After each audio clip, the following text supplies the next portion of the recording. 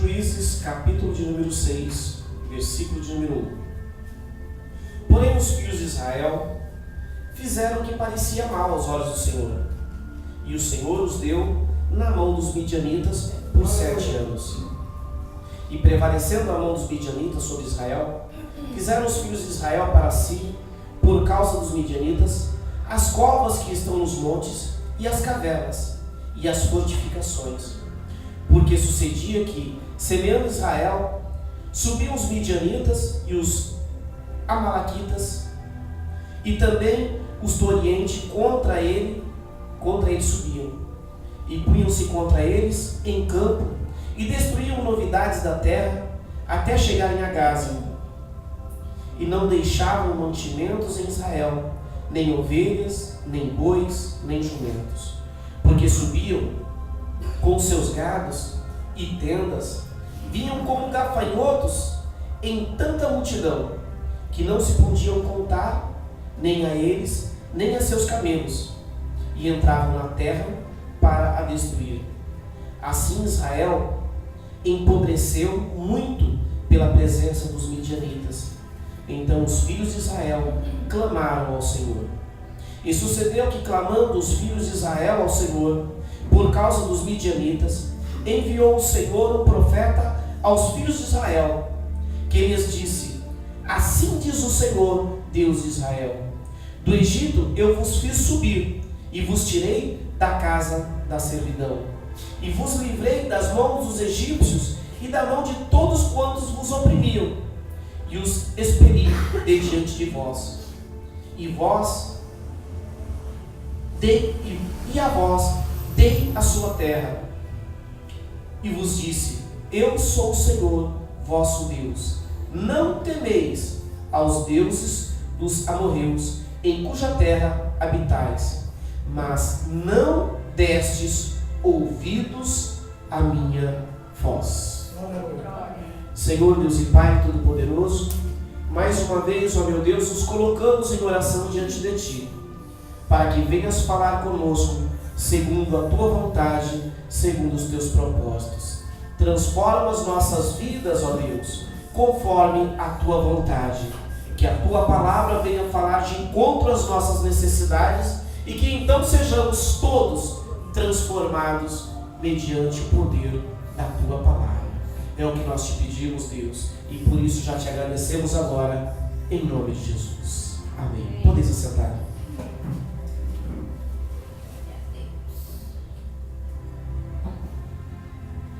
Glórias a Deus. Juízes, capítulo de número 6. Esse texto que nós lemos antecede o chamado de Gideão, onde Gideão é chamado por Deus para livrar toda Israel da servidão. Porque durante 7 anos os midianitas perseguiam a nação de Israel. Durante 7 anos os midianitas, também os amalequitas, também os do Oriente, entravam nas terras de Israel e destruíam tudo, como se fossem gafanhotos. Alguém aqui já viu alguma filmagem ou já teve a oportunidade de ver uma destruição causada por uma praga de gafanhotos? Eu pessoalmente nunca vi, mas quando eu ainda era criança, eu vi reportagem, eles mostrando os gafanhotos consumindo toda uma lavoura. Vinha aquela revoada gigantesca de gafanhoto, pousava na lavoura e em poucos minutos não sobrava nada. Assim acontecia com a plantação de Israel, quando os midianitas, quando os amalequitas e quando os do Oriente invadiram essa terra. Ao ponto deles criarem estratégias, porque eles estavam sendo oprimidos pelo inimigo por castigo de Deus. Alguns podem pensar, porque existe muito disso nos dias de hoje, as pessoas achando que Deus ele é amor, ele é amor, ele é amor, e sobre o povo dele ele não deixa a sua mão pesar. Mas esse texto nos identifica que Deus ele simplesmente permite sim que a maldição recaia sobre o seu povo, quando o seu povo deixa de cumprir os propósitos que Deus tem para com eles. Se nós voltarmos e lermos alguns livros antes, nós vamos ver Deus anunciando através de Moisés, e se não me falha a memória, depois repetindo também através de Josué, dizendo que diante deles, Deus estava pondo as bênçãos e as maldições. As bênçãos viriam se eles guardassem os mandamentos, estatutos, as ordenanças de Deus. Se eles cumprissem tudo o que Deus havia determinado para eles. Porém, se eles se negando a obedecer, eles agissem então com rebeldia e partissem para o outro lado, as maldições viriam sobre a vida deles. E vejam que o texto nos diz aqui, que este povo entrava em Israel como se fossem gafanhotos, e destruía toda a novidade da terra. Tudo que era plantado, tudo que brotava, tudo que nascia, eles consumiam. E se nós formos observar o texto, está dizendo que Deus não iria permitir que as pragas que foram lançadas lá no Egito sobressaíssem sobre eles.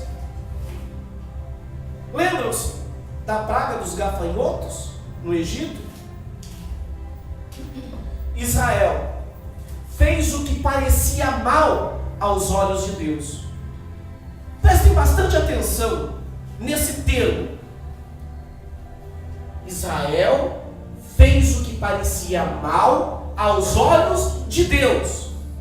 Observe que é aos olhos de Deus, não aos olhos do povo, porque segundo os olhos do povo estava tudo certo, não tinha nada de errado, eles estavam fazendo tudo certinho, eles estavam levando a vida deles do jeito que eles queriam e não achavam defeito, não achavam erro, porque se tivessem achado algum erro, eles não iriam cometer esse erro.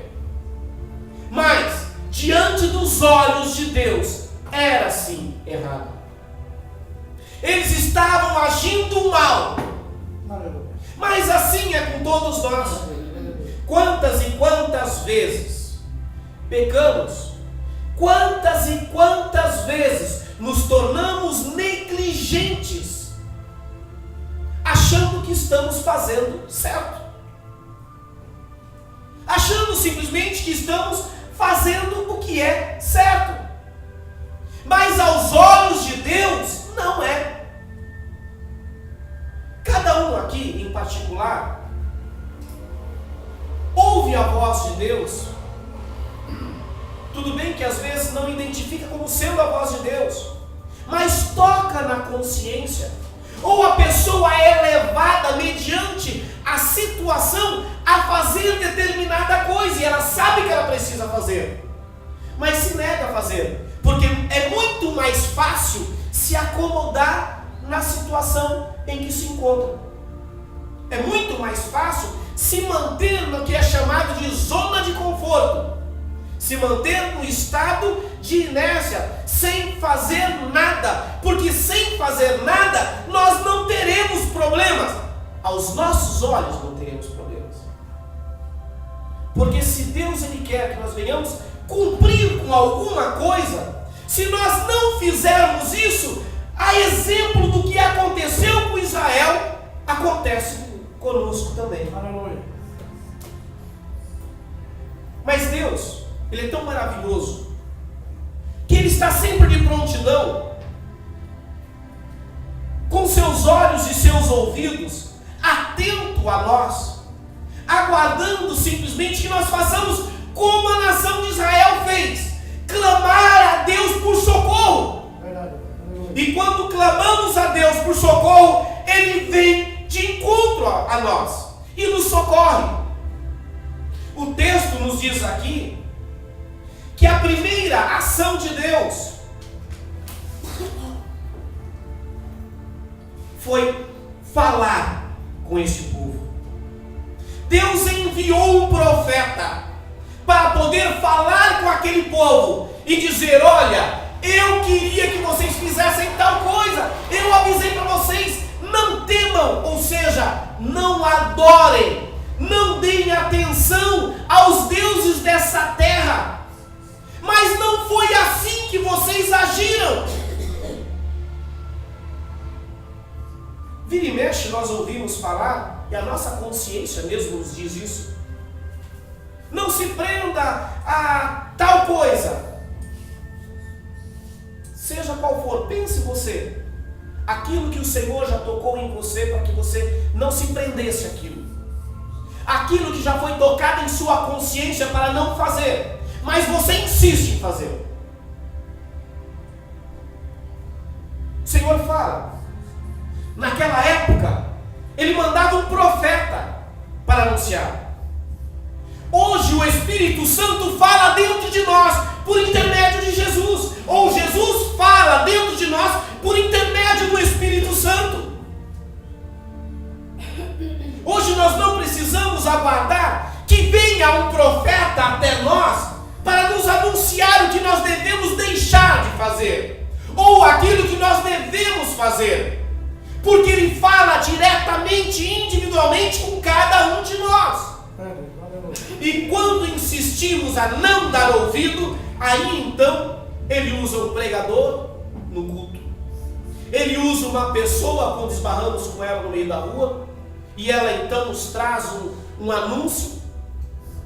O Senhor usa a própria Bíblia para falar conosco, quando de repente estamos lendo, ou quando lemos um livro que fala sobre as coisas de Deus. Deus usa para falar conosco.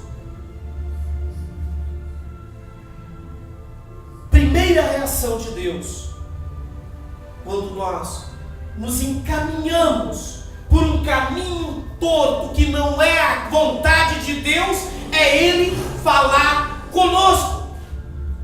O grande problema é que nem sempre nós damos ouvido. O grande problema é que muitas vezes, quando damos ouvido, já tem passado muito tempo.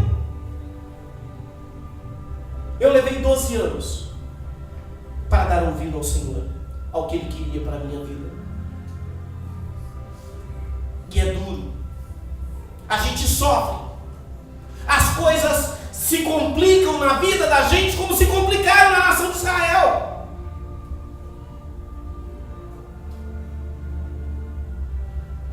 Mas Deus, Ele não nos deixa sozinho. Aleluia. Para este problema da nação de Israel, Deus levantou Gideão, um homem que tinha o seu coração voltado para Deus, um dos que não se permitiu contaminar com a idolatria, um dos que não se permitiu contaminar com a rebeldia contra Deus. Então Deus o levanta, então Deus o separa para que ele venha trazer a libertação a Israel. Para te libertar, para me libertar, Deus já levantou Jesus. E Jesus foi levantado lá no madeiro para trazer a libertação para você e para mim. E a Bíblia nos fala, e nós sabemos, porque isso acontece dentro de nós. Jesus diz que nunca nos deixaria sozinho, que estaria conosco até a consumação dos séculos.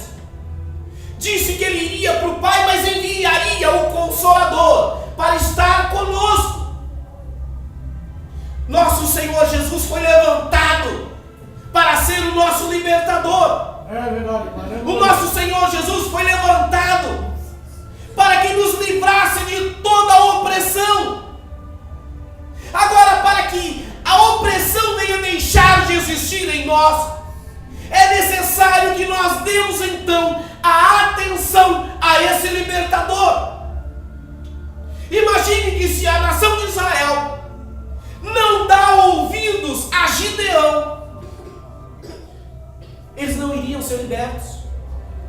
Mas a nação de Israel mostrou que estava dando ouvido a esse libertador quando conseguiu levantar um exército de 32 mil homens de guerra. Isso mostra que a nação de Israel estava dando ouvido ao libertador levantado por Deus. Aleluia.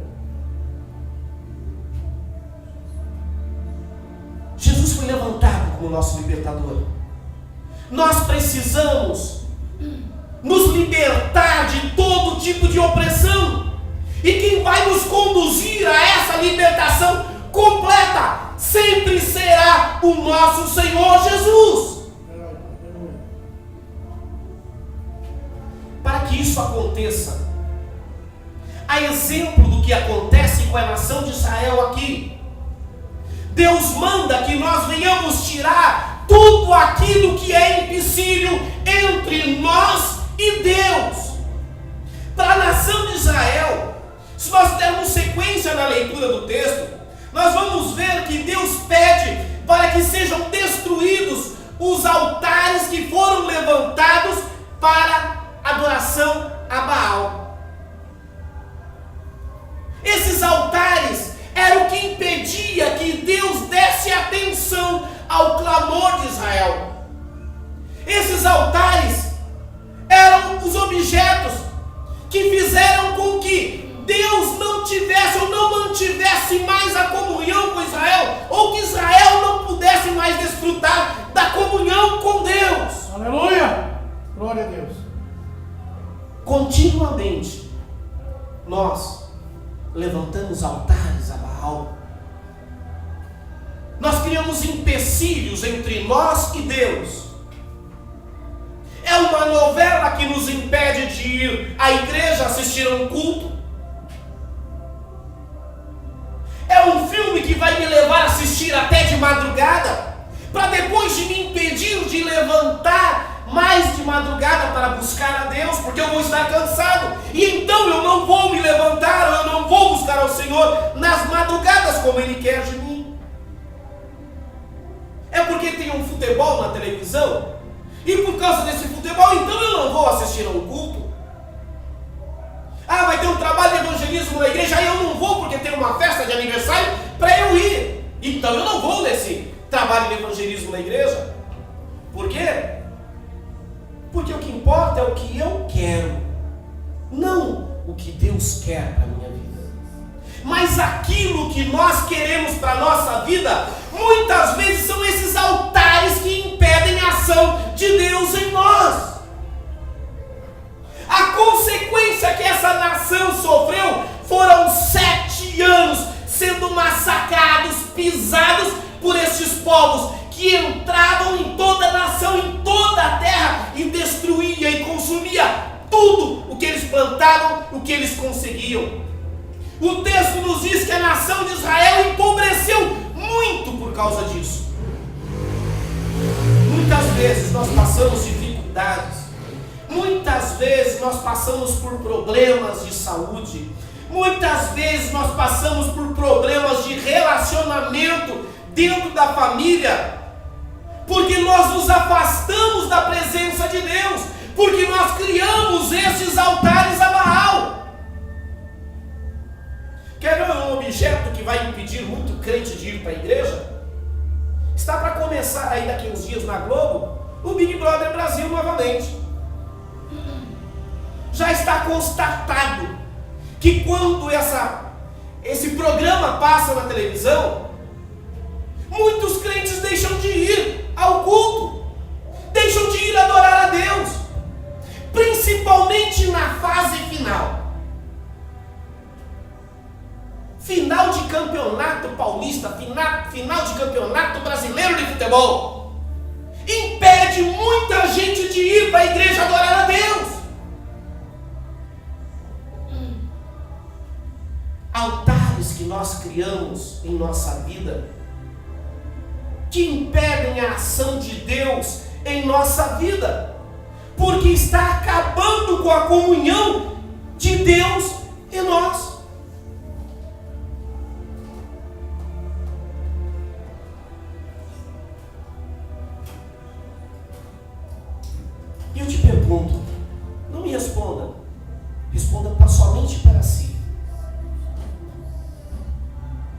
altar você tem levantado?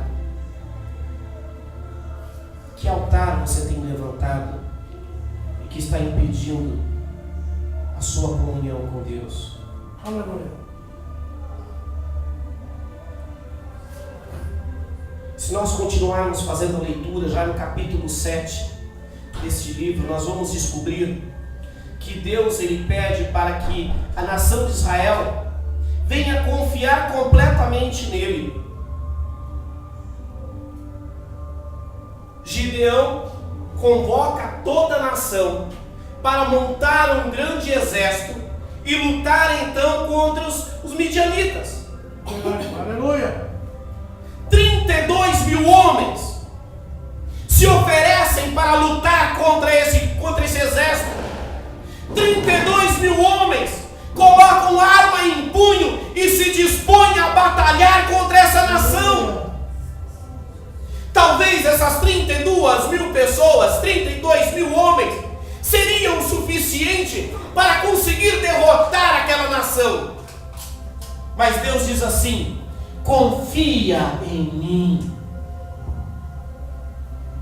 E então Deus manda que Gideão vá fazendo uma peneira, uma seleção, para no final das contas ficar cerca de 300 soldados. Apenas 300 soldados. Somente 300 soldados. Veja que o texto que nós lemos diz que era a multidão tão grande que não se podia contar. Os invasores da terra eram em quantidade tão grande que eles não conseguiam contar as pessoas. Nem as pessoas e nem os camelos. Aleluia, Jesus. E Deus proporciona uma vitória à nação de Israel com apenas 300 soldados. Aleluia. Glória a Deus. Deus desafia a nós a confiarmos em Deus, da mesma forma que Deus desafiou a nação de Israel a confiar nele naquela batalha. Confie em Deus, não confie em si próprio. Confie em Deus, não confie no seu próximo, confie em Deus. Tenha as suas forças plantadas em Deus, que com certeza a vitória virá a seu favor.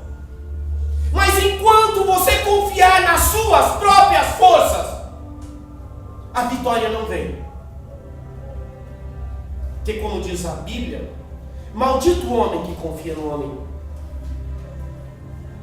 mas bem-aventurado o homem que põe as suas forças em Deus. Verdade. Aleluia. Confie em Deus e a vitória é certa. O nosso maior problema não são os nossos adversários. Os nossos maiores problemas, o nosso maior inimigo é o nosso distanciamento de Deus. É quando deixamos de confiar em Deus e confiamos em nós mesmos. O nosso maior problema não são os nossos inimigos, e sim o nosso distanciamento de Deus. Deus nos exalta nessa noite. Deus nos repreende nessa noite, para que venhamos confiar mais nele, que nós venhamos depositar a nossa confiança completamente nele, porque como diz Jesus no livro de Mateus, no capítulo 6 e versículo 33, nós devemos buscar primeiro o reino de Deus e a sua justiça, e as demais coisas nos serão acrescentadas. Primeiro Deus, primeiro o reino de Deus, que as demais coisas nos serão acrescentadas. Podemos juntar uma fortuna imensa Mas se não tivermos Deus conosco, não teremos proveito algum dessa imensidão de riqueza que nós juntarmos. Precisamos compreender que o que Deus quer de nós é a nossa fidelidade irrestrita, a nossa fidelidade, sem que nós venhamos medir forças para sermos fiéis. Aleluia. Precisamos compreender que Deus é em nós e para nós tudo. Aleluia. É que nós somos tão imediatistas, que nos esquecemos que nós temos uma eternidade lá na frente. E nos deixamos levar por pequenos problemas do dia de hoje. E os pequenos problemas do dia de hoje é que vai nos definir a forma com que nós nos relacionamos com esses problemas dos dias de hoje. É que vai definir onde nós estaremos a nossa eternidade. É muito bonito nós imaginarmos que estamos sempre certos e inventarmos desculpa para tudo e nos esquecemos da realidade de Deus. Essa palavra, eu sei que vem de forma dura aos ouvidos, mas é isso que o Senhor quer de nós. É isso que o Senhor quer de cada um de nós, sem exceção. Que nós venhamos ser completamente dependentes dEle. Que nós venhamos ser completamente obedientes a Ele. Para que em nossas vidas tenhamos bênçãos. Para que em nossas vidas sejamos abençoados e não venhamos sofrer as consequências pelas nossas escolhas. Tem um versículo, não me recordo agora onde está, mas o apóstolo Paulo escrevendo a uma das igrejas, em uma de suas cartas, ele diz assim: que o agravo que fizermos, isso receberemos, porque quanto a isso, não há distinção de pessoas. Ele está dizendo assim: olha, aquilo que nós fizermos, aquilo de errado que nós fizermos, nós vamos pagar por isso. Porque quanto a isso não há distinção de pessoas. Não há cargo na igreja que vai fazer diferença. Não há idade que vai fazer diferença. Não é o sexo, se é homem ou se é mulher, que vai fazer a diferença. O que vai fazer a diferença é o agravo que cometemos. E da mesma forma que nós entendemos agravo como sendo uma coisa ruim, agravo não é somente algo de ruim. Agravo é algo que nós fazemos e causa um impacto, e causa um efeito. E o efeito de quando nós causamos boas coisas, o efeito também é bom. O retorno também é positivo. Agora, se o que fazemos é ruim, o retorno também será ruim. E quanto a isso, não há distinção de pessoas. Pode ser um pastor, pode ser uma criança, pode ser um idoso, pode ser quem for. Porque, quanto a isso, não há distinção de pessoas. As promessas de bênçãos para nossas vidas foram feitas. E nós sabemos que existem. Agora, para nós conseguirmos colher essas bênçãos, precisamos obedecer a Deus de forma irrestrita. Precisamos confiar nele. Como disse o próprio Senhor Jesus, buscar primeiro o reino de Deus e a sua justiça, porque as demais coisas nos serão acrescentadas. Aleluia. E quando diz as demais, está fazendo um catado de tudo o que nós precisamos para as nossas vidas, está colocando tudo junto. Muitas vezes o que nós precisamos é de paz. Muitas vezes o que precisamos é de uma condição financeira melhor. Muitas vezes o que precisamos é de um conforto um pouquinho melhor. Outras vezes o que precisamos é de saúde. Quando buscamos o reino de Deus, em primeiro lugar, seja o que for, virá como consequência de bênçãos de Deus para nós. Aleluia. É que nós nos esquecemos disso. Somos egoístas e damos prioridades às coisas que nem sempre são prioridades. Mas há exemplo do que Deus faz à nação de Israel nesse texto. Deus quer fazer na minha e na sua vida, na nossa vida também. Então clame ao Senhor, busque ao Senhor, que a resposta vem. Aleluia. Busque ao Senhor, que a resposta vem. Peça a Deus as bênçãos que você precisa, que com certeza Ele dará. Mas faça um acordo com o Senhor e aceite as exigências dele para a sua vida. Cumpra os propósitos que Deus tem na sua vida, porque com certeza você irá colher bênçãos. Deus abençoe a todos, em nome de Jesus.